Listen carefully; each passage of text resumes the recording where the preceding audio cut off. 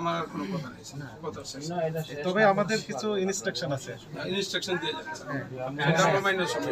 Instruction number 1 কাছে আসে, কাছে আসেন, কাছে আসেন।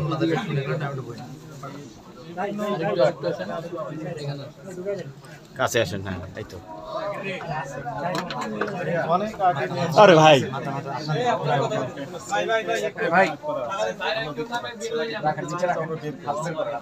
অনেক আগে নিয়েছি।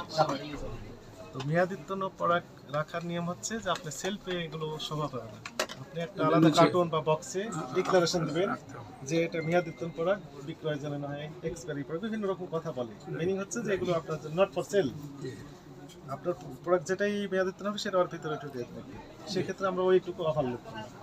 কিন্তু আপনার যে মেয়াদিত্বন প্রোডাক্ট সেলফে রাখবেন এগুলো রাখার সুযোগ নেই।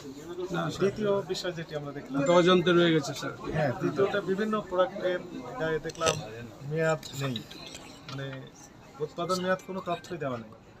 আপনার যিনারা কর্মচারী রয়েছে ওনাদের বক্তব্য যে মূল প্যাকেটে উৎপাদন মেয়াদ স্টিকার ছিল, কিন্তু সেই প্যাকেটটা ওনারা ফেলে দিয়েছে। আমাদের কাছে যথেষ্ট সন্দেহ হচ্ছে যে এইগুলো প্রোডাক্ট মেয়াদিত্বন বলে লেবেলটা ছিঁড়ে ফেলে দিয়েছে। মূল প্রোডাক্ট রেখেছেন, তাহলে এখানে বোঝা যায় না যে আসলে মেয়াদ কতদিন আগে শেষ হয়েছে, এগুলো করার সুযোগ নেই।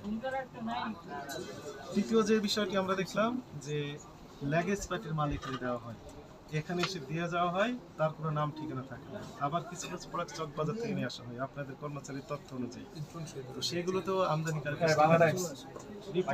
প্রোডাক্ট আছে। আমদানিকারক যদি স্টিকার না দেওয়া থাকে প্রোডাক্ট, তাহলে আমরা ধরে নিতে পারি দুই রকমের হতে পারে, এই ইস্যুটা দুই রকম হতে পারে। নাম্বার 1, এটি দেশের অভ্যন্তরে তৈরি হচ্ছে, made in Paris, Japan, German, বিভিন্ন দেশের নাম উল্লেখ করা হচ্ছে, চকবাজার মূল্যে বিভিন্ন জায়গায় তৈরি হয়। সেই প্রোডাক্ট যদি বিক্রি করছে তাহলে তো নকল। আর দ্বিতীয় যে বিষয়টি হতে পারে সেটি হচ্ছে যে যদি আসলে হয়, জেনুইন হয়, তাহলে ভ্যাট ট্যাক্স বাকি দেওয়া আছে, যে ভ্যাট ট্যাক্স ডিউটি পাওয়ার কথা ছিল সেগুলো না দিয়ে মূলত চোরাই পথে এগুলো নিয়ে এসে বাকি করা হচ্ছে, এটাও আইনত দণ্ড।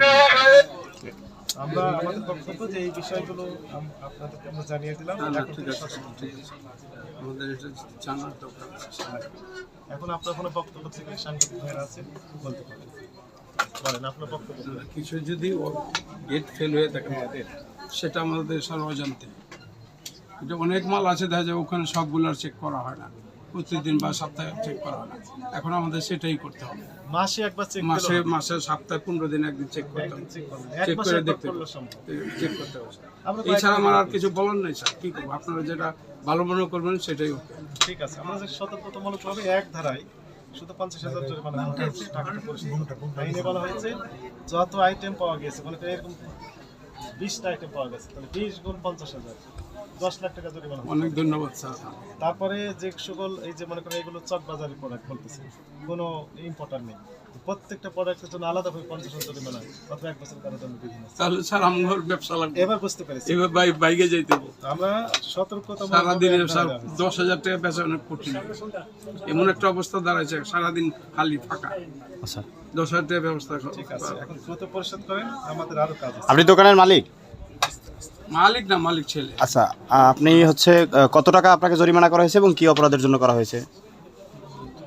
50,000 টাকা জরিমানা করেছে। কেন করা হলো? কেন করেছে, কিছু মালের ডেট ফেল করেছে, এই অপরাধ। এই পরবর্তীতে কি এই ব্যাপারে সতর্ক থাকবেন কিনা? সেটা তো রাখতেই হবে, আমার 50,000 টাকা সারা মাস ইনকাম হয়নি। ধন্যবাদ।